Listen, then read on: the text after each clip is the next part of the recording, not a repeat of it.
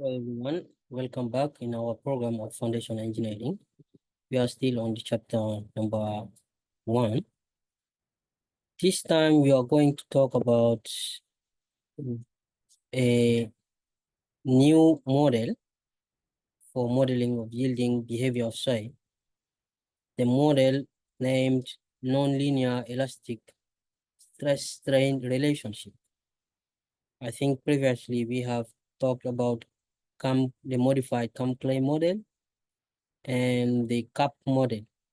Okay, so this one is another model which is also very famous. Nonlinear elastic stress-strain relationship. Okay, so this is also a very popular model that is used for foundation in finite element formulation. Okay, the nonlinear elastic shear stress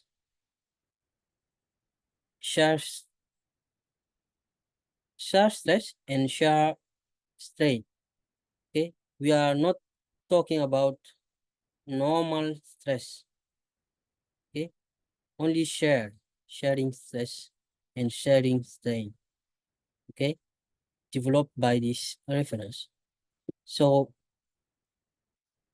the model can be mathematically expressed by this equation, by this figure and this equation. Okay, this is sharing strain, sharing stress. Please know the difference between this sharing stress and normal stress, and also the strain that will be caused by each of them. So this relationship is here G max and tau max. These are initial shear modulus and maximum shear stress. This G max, the shear modulus, you should know what is the difference between this one and the Young modulus. They are not same. Okay, Young modulus is like ratio between the normal stress and strain. However, this G max, it's shear modulus. This is when we have sharing stress and sharing strain. There is a relationship between the two of them, the Young modulus and the shear modulus, linked by the Poisson's ratio. Okay, you should know that, I think.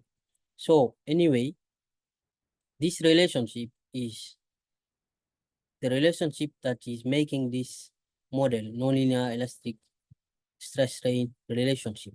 Okay, the thing is, soil is actually failing under sharing. Even if you compress, you are doing compression test, you are doing like normal stress, the failure will be always caused by sharing stress.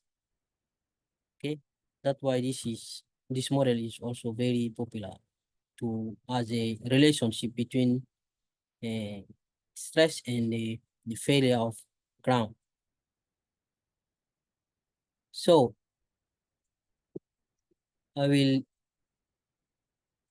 this equation 71, okay, is especially significant when the response of soil is analyzed under dynamic loading condition. If you are dealing with dynamic loading, okay, this equation is very significant. Let's keep this equation here, okay, and this curve, this model.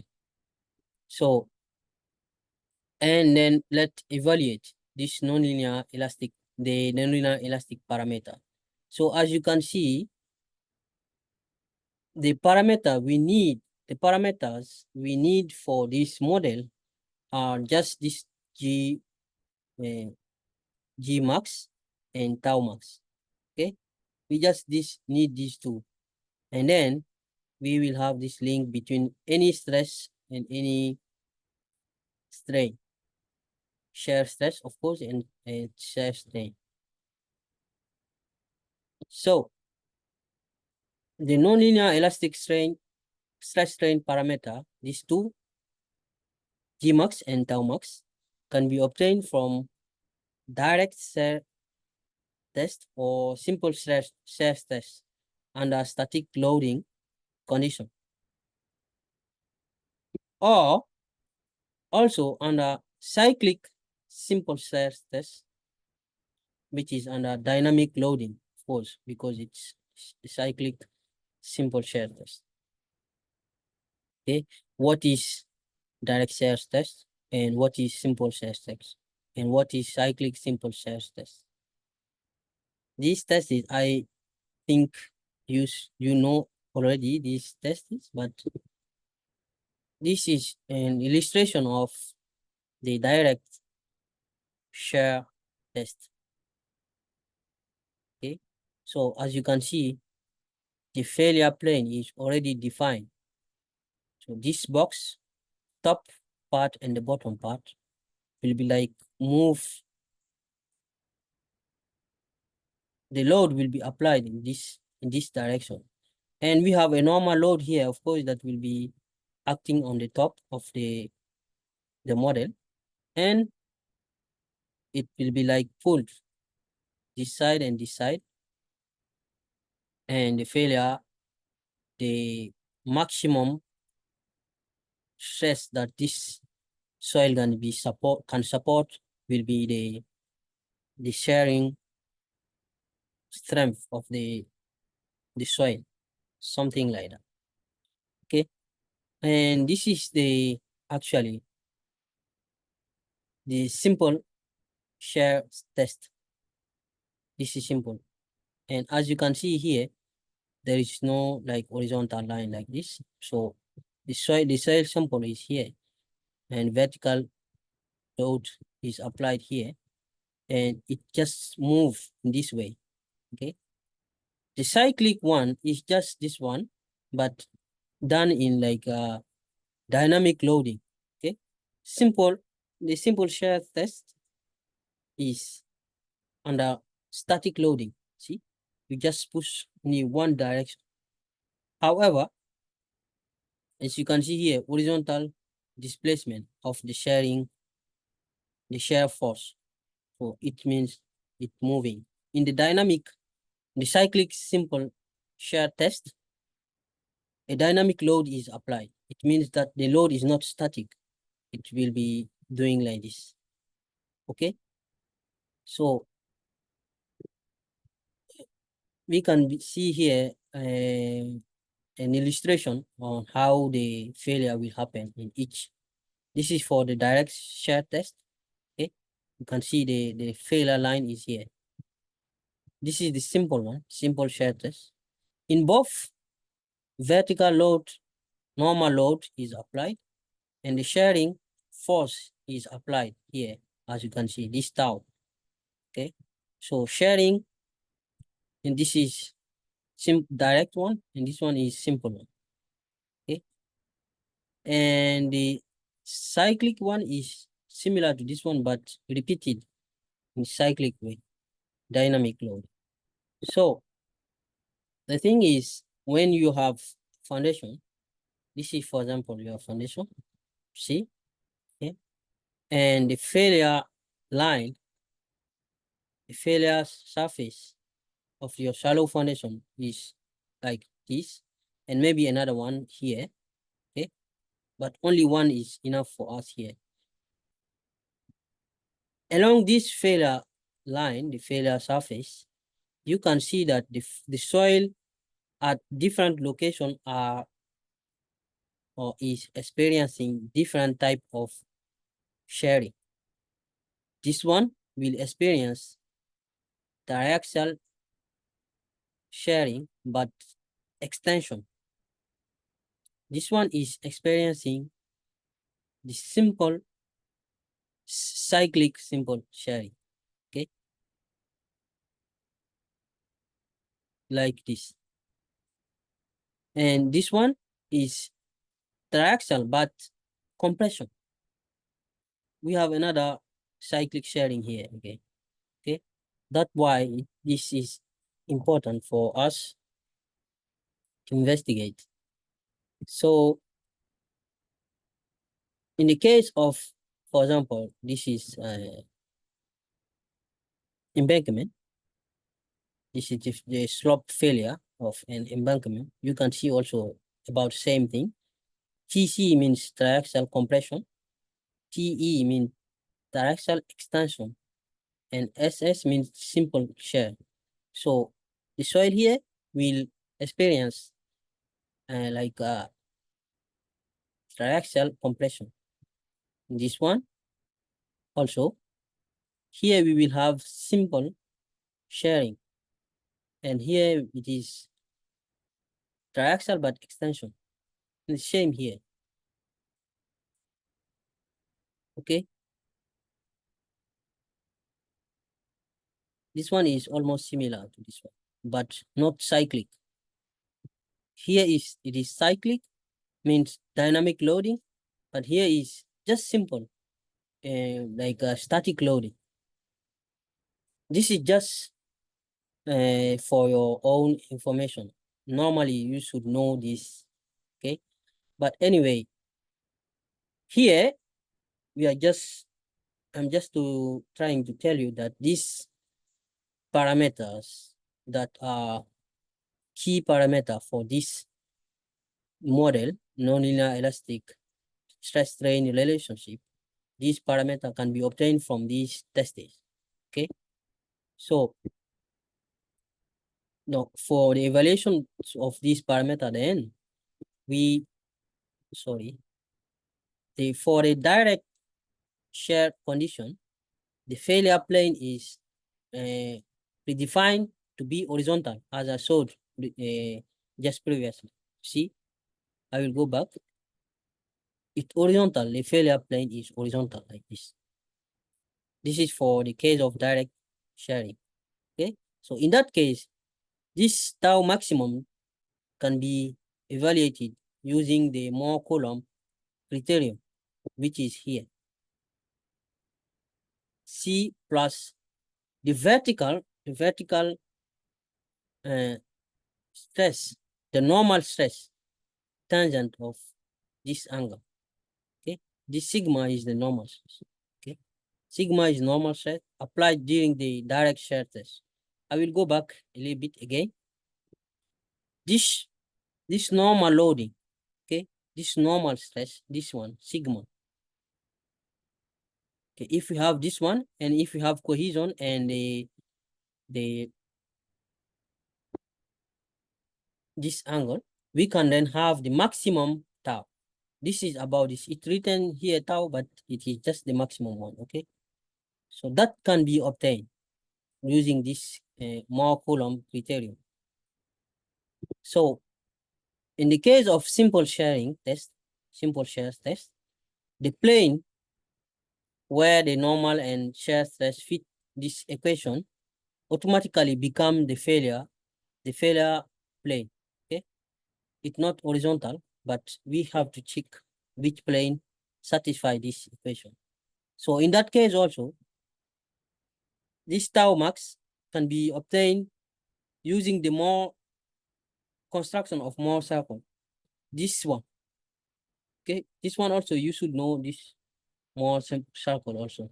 If you have the sigma 3 and sigma 1, it will be easy for you to construct this Moore circle. And then the place where we have this touching is the failure. This is the failure envelope. Okay, as you can see, this is the failure envelope. For direct shear test, we just use this one. Okay, for simple shear test, we have to use this to construct this. Okay, and then we can know the maximum, the tau maximum.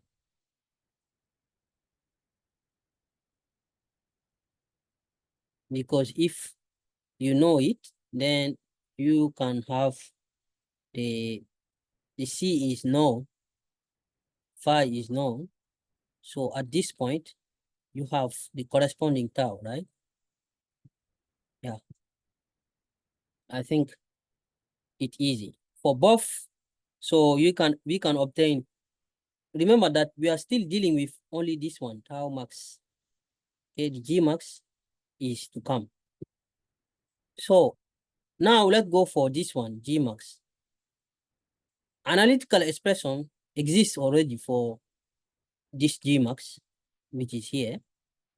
So, for example, if you are dealing with sand, sandy soil can be expressed by this equation. G max is given by this equation. A, B are the unknown parameter, and this one is simple. Sigma 0 is the mean normal stress, like this equation. Remember, sigma 1 plus sigma 2 plus sigma 3 divided by 3. Okay, then we need to know what is A and B for our sand. Okay, in case of J max and sigma 0 are measured in kilopascal, the value of A and B can be obtained from this. For granular, for round grained sand, okay, the shape of the soil, the sand particles are round. A is this value and B is this value. So input this A and B in this, okay, this equation, and you have your G max, considering of course the sigma 0, the mean vertical stress. Okay, for granular, for angular grained sand, okay, the shape of the soil particle are not round. Then you have this and this A, this value for A and this value for B, and you can obtain your G max. Okay, and then for clay now, for sand we have the value of for A and B. For clay, we have to consider the index, the consolidation ratio, index and consolidation property of soil. Okay, so this reference propose this equation for estimating G max in case of clay. The over consolidation ratio is included, is taken account. So A is 3,230 and B is 2.97. Okay, include this here and you have it. And this K, can see K here, right? It depends on the plasticity index. This is soil parameter, you should know also. I think in soil mechanics one, really basic one, okay? Plasticity index for this one. So in case of this plasticity index between 0 and 40, you use this formula to obtain the K. And in the case of this plasticity index is between 40 and 80, this equation gives you the K, value of K that is here. Okay. And the over consolidation ratio, of course, this one, OCR. So that being said, we can obtain G1 also for both clay and sand as well. So if you have, this is tau, maximum tau from direct shear test and simple shear test, and G1 is obtained using this formula for sand and this one for clay. Another way is to evaluate this G max from standard penetration test. That is also possible actually. Okay, we can evaluate this from just the relationship between G max and SPT blow count. This relationship. Okay, it's empirical relationship, but we can obtain it in this way. Okay, so these two, remember, should be in kilopascal. In case of this and N60, N60, normally you should know this one also. I think that all for this model also. So for this model, you just need to use direct share test or simple share test, and then combine with the formula to obtain direct share test and simple share test is to obtain this value, this limit, the maximum share stress of your soil. Okay, this one G max is obtained using, you have three possibility. This one is for sand, and you can obtain it from SPT, and also another one for clay. Okay, sand for clay and from SPT. Okay, all you need to know to estimate is the value of A and B. That being said, I think for this model also, you have everything you need to know. So if you want to use this model in numerical analysis, you need to know the value of A, B, how to obtain this. So of course, you have to do one of these direct share test or simple share test to obtain the sigma max. This one, sigma. In G max, you have to use this formula and go and obtain this value. Choose this value in case you have round grain sand, angular grain sand, or this equation in case of clay. Okay, I think it's very clear. And if you have SPT data, you can also investigate using that, obtaining Gmax from SPT and value. Okay, so that will be all for this model, for this nonlinear elastic stress strain relationship. So thank you very much for your time, and see you next time.